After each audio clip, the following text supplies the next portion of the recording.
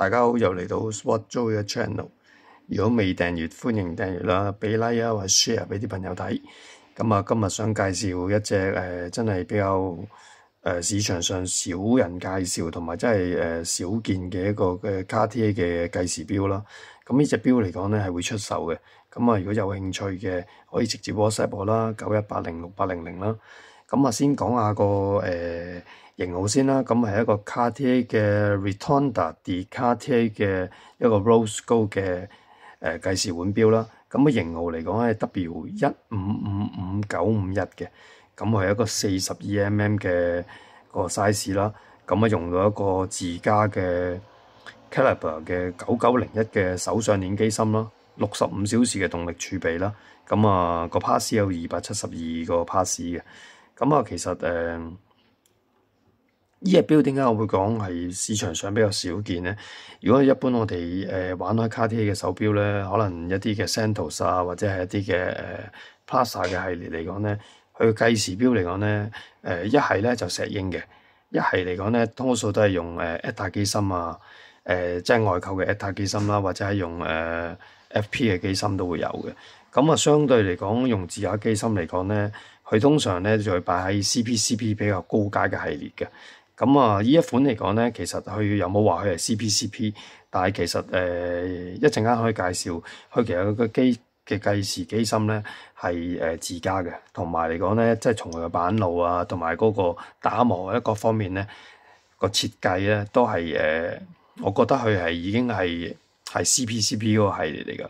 咁如果有玩開嘅一啲嘅錶友都知道啦。咁啊，近呢幾年Cartier 嚟講咧，CPCP 系列咧對一啲收藏家同埋啲資深玩家咧都係比較 concern 同埋趨之若鶩嘅。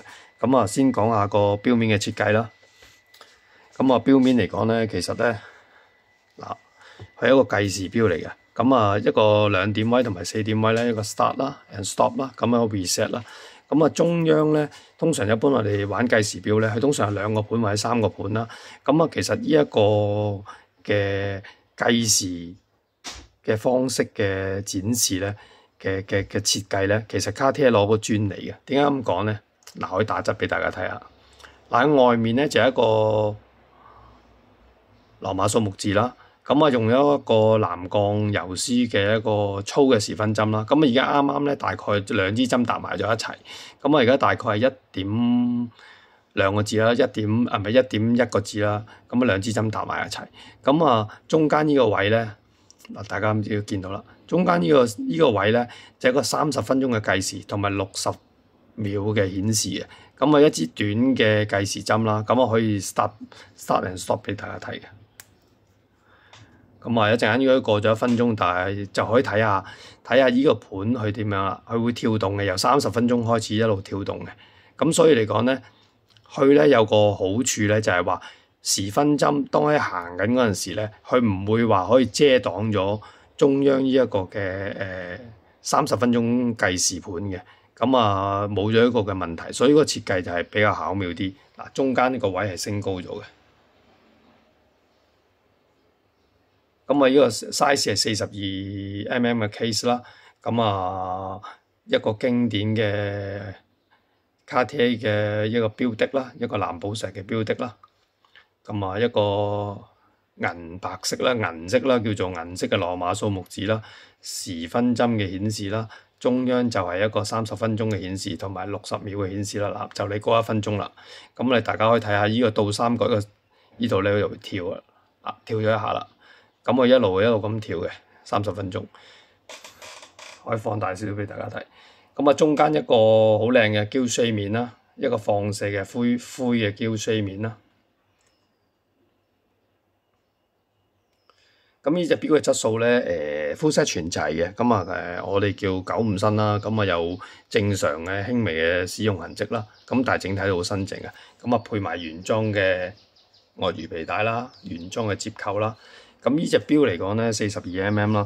咁大概由於用嗰計時機芯啊，各方面咧，同埋佢都有一對嘅厚度啊。咁所以嚟講咧，隻錶咧相當有份量啊！我都磅過有140個 gram，大概3.7兩重，所以戴上手都我都覺得份量十足嘅。咁呢隻錶嚟講咧，大概就係2010年咁上下啦出啦。咁而家應該就冇再出噶啦。咁大概都係嚟而家大概10零年啦。咁保用卡有嘅，但係保用卡裡面冇 day 嘅。咁所以大概都係大概十鬆十零年咁上下嘅錶啦。咁full set 全齊嘅。咁我手上有錶啦，同埋有保用證啦。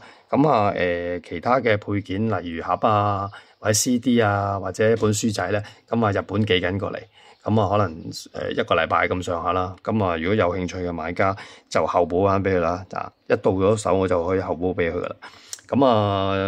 再講講個機芯啦。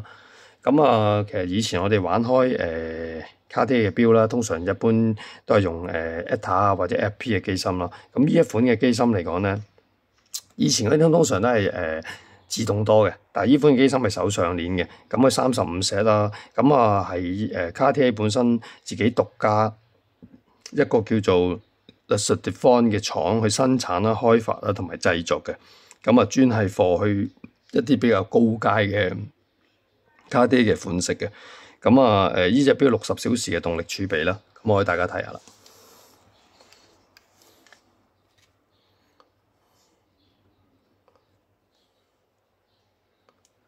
喺個油我放大少少俾大家睇。喺個油絲個擺輪嗰位咧，有一個嘅Cartier嘅 C 字嘅 logo 啦，呢個位置。我係用到一個嘅叫做vertical coupling system， 即係垂直離合啦。垂直離合一般嚟講係一啲高階嘅計時手錶會用嘅一個 system 啦。中間呢個有個 column view 啦。所以嚟講咧，喺 start and stop 嗰方面啊，各方面咧，成個機芯嘅運作順暢度咧係非常之高嘅。個機芯有一定嘅打磨嘅，都相當優質嘅。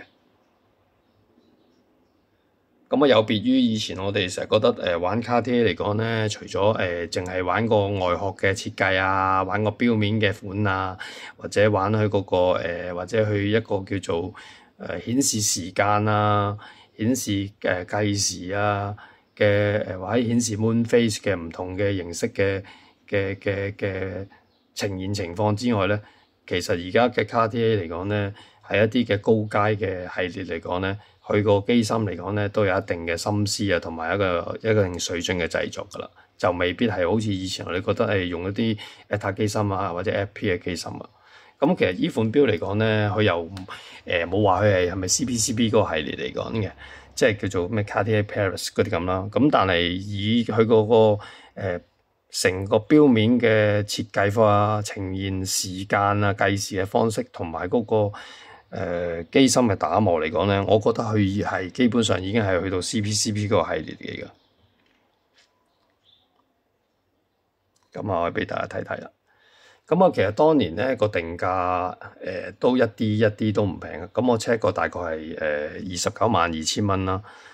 其實而家如果以玩一隻咁優質嘅、咁特別、比較 unique 嘅Cartier嘅金錶，有一個靚嘅機芯。其實個二手價咧就真係非常之低水，大概都係1/3嘅價錢。而家賣緊係102800嘅。呢隻錶都相當新淨啦，full set 齊晒嘢嘅。原裝鱷魚皮啦，原裝接扣啦。我戴上手俾大家望一望。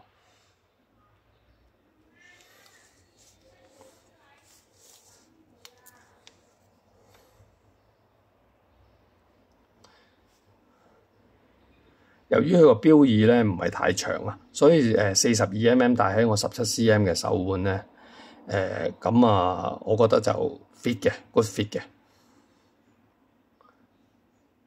隻錶梗係有一定嘅分量啦，成140個 gram，又配一個原裝嘅接扣，全原裝噶啦。如果想玩一啲特別嘢，即係冇咁要撞標啊，市場上少有嘅款式咧，咁可以考慮呢個嘅。咁其實呢隻錶嚟講咧，我 check 過咧，其實喺市場上咧，Chrono 24咧，如果你齋錶咧，都講緊要12萬幾、13萬嘅。如果 full set 嗰啲大概都14、15萬嘅，因為當年嘅定價係，因為呢個係當年嘅定價咧係292000嘅，咁所以嚟講，Cartier嚟講咧，其實係定性為呢隻錶咧都係一個高階嘅計時腕錶嚟㗎。就唔係一般嘅普通可能20萬樓下定價嗰啲嘅款式嚟嘅。咁啊，如果大概係10萬蚊鬆少少玩到嘅，我覺得都係超值嘅。